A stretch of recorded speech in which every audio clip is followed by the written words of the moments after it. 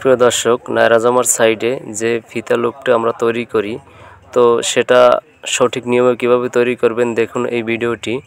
প্রথমে একটি কাপড় ভাঁজ দিয়ে রাউন্ড শেপ করে কেটে নেবেন। কেটে নেওয়ার পরে প্রথমে একটি সেলাই দিয়ে এরপরে একটি মেশিন সুই দ্বারা কুচিগুলো আস্তে আস্তে সুন্দর করে বসিয়ে নেবেন।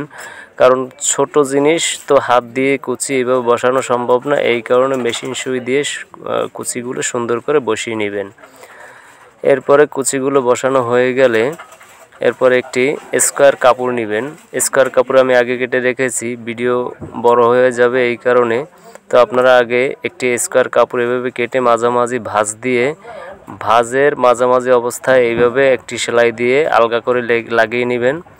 লাগিয়ে নেওয়ার পরে এরপরে এই ভাঁজে আবার একটি ভাঁজ দিয়ে একটি সেলাই দিয়ে নেবেন। সেলাইটা 1 ফিট দিবেন যাতে এইটা কাঁচা না থাকে, পাকা হয়ে যায়।